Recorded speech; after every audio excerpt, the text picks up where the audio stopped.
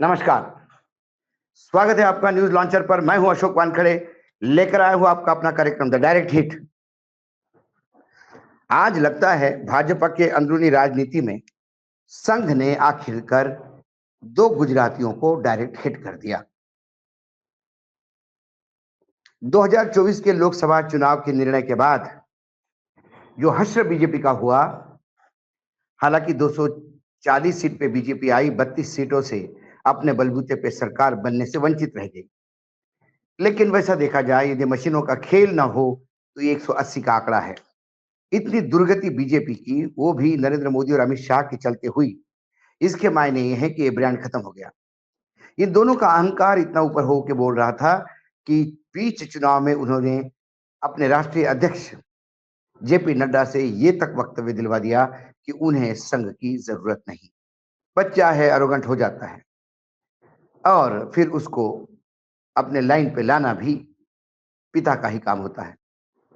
तो फिर चाबुक चला और अब भाजपा को सीधे लाइन पे लाने के लिए संघ ने कई निर्णय स्वयं लेने शुरू कर दिए।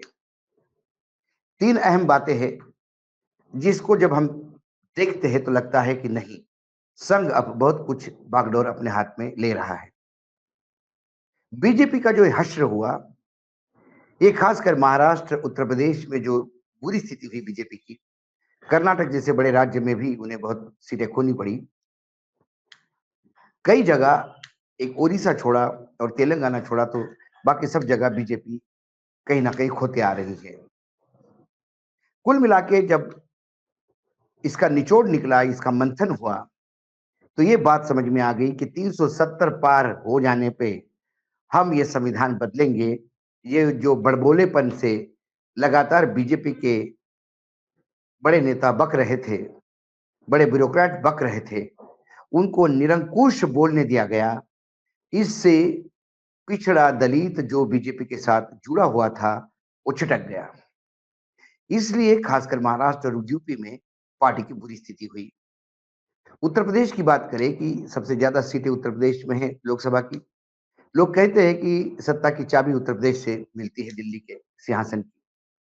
वहां पर 63 में से 33 पे आ जाना, 30 का गड्ढा वहां होना, वहां समाजवादी पार्टी नंबर 1 पे आ जाना, ये अच्छे संकेत नहीं है।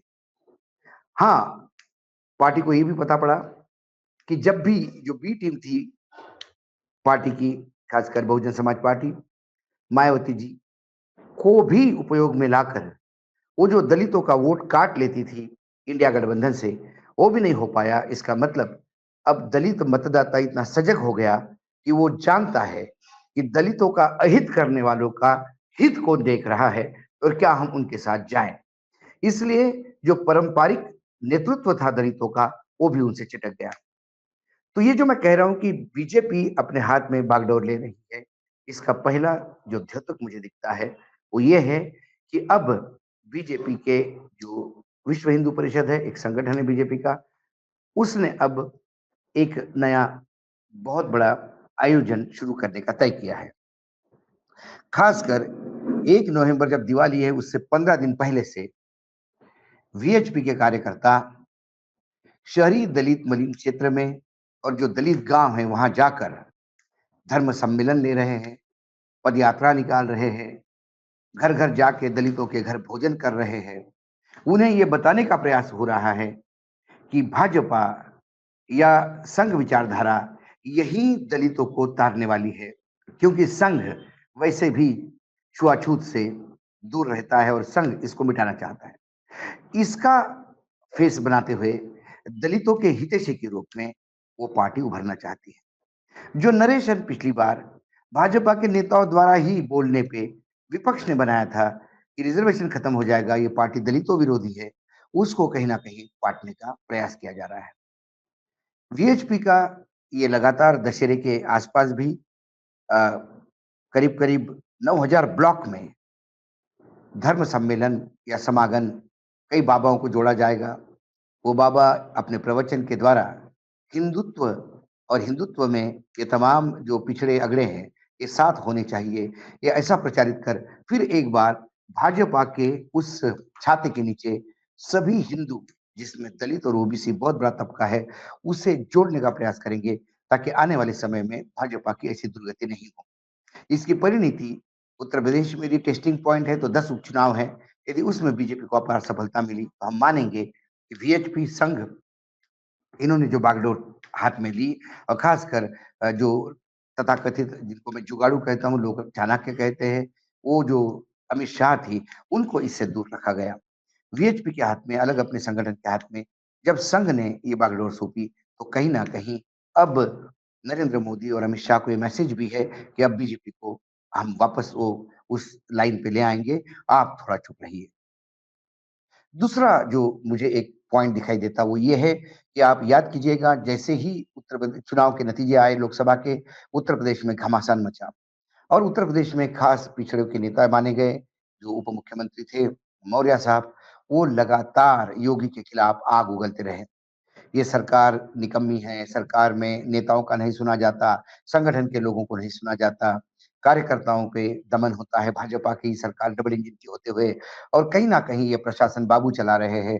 योगी आदित्यनाथ अब नाकारा साबित हो रहे हैं। ऐसी टाइप के वक्तव्य लगातार केशव प्रसाद मौर्य कर रहे थे, उधर से पाठक हमला कर रहे थे, दूसरी ओर विभिन्न विधायक कोने-कोने से हमलावर थे।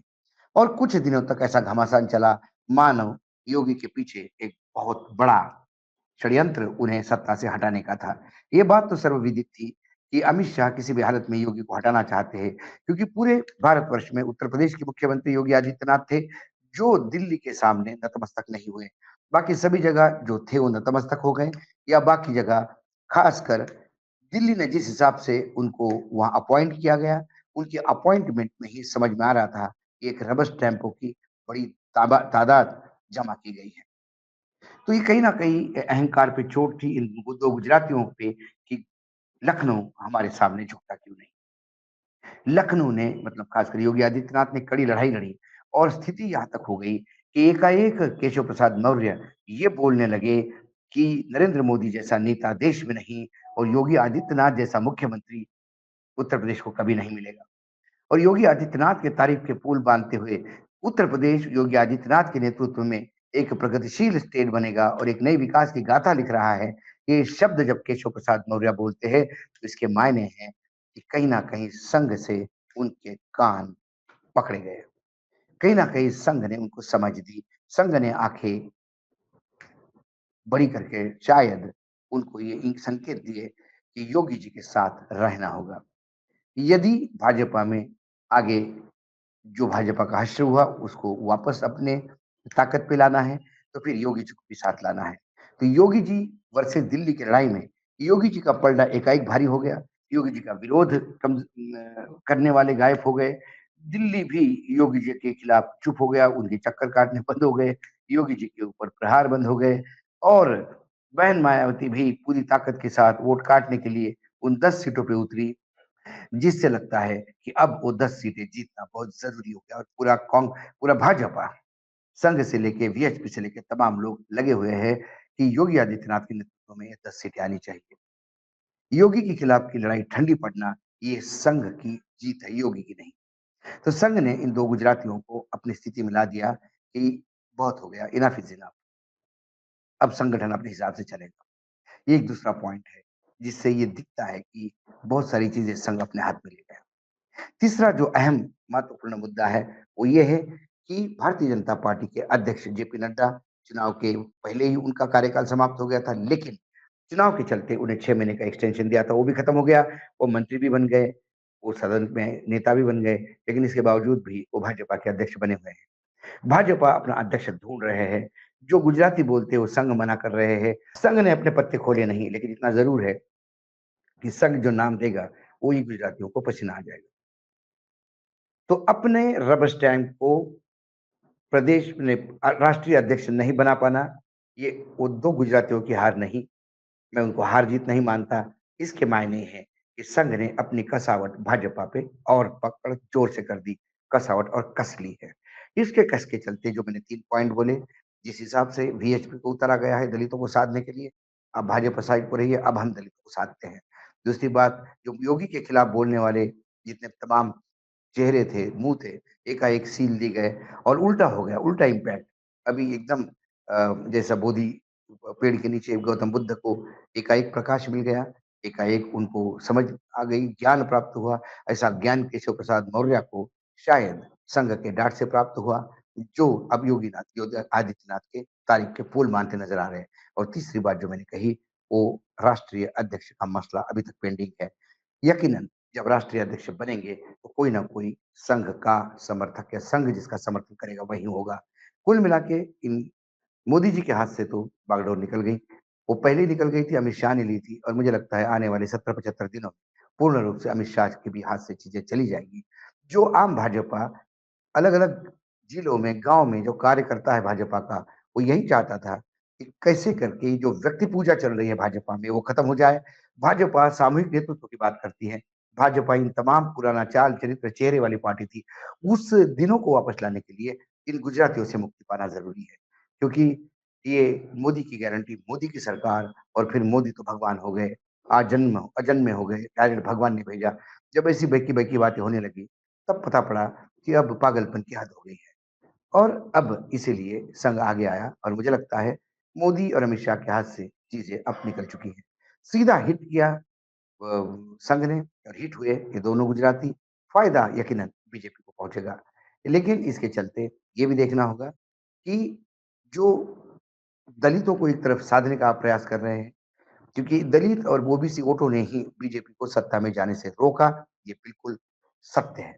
ऐसे में यदि इनको साधना होगा, तो फिर बैकडोर एंट्री से जो आप रिज़र्वेशन पे पैर कतराने की बात करते हो, जैसा इसी योगी आदित्यनाथ के समय जो सबसे बड़ा रिज़र्वेशन स्कैम हुआ, मुझे लगता है इस सदी का सबसे बड़ा रिज़र्वेशन कैम्प कि 69,000 शिक्षकों की भर्ती में जो पिछड़ों और अति पिछड़ों का आरक्षण को सुरुंग लगाया गया, उनके पर काटे गए और वो जब हाई कोर्ट के या जब कोर्ट के निर्देशों से सामने आ गया और 18,000 उन दलित शिक्षक, जो पिछड़े शिक्षक, ओबीसी शिक्षक, अति पिछड़े उम्मीदवार थे, उनकी नौकरियाँ खाई गई हैं और जब वो अब वापस होने वाली है, उससे कहीं न कहीं दलितों में ये बात और रेखांकित यानी कन्फर्म हो जाती है कि नहीं, भाजपा दलित विरोधी है।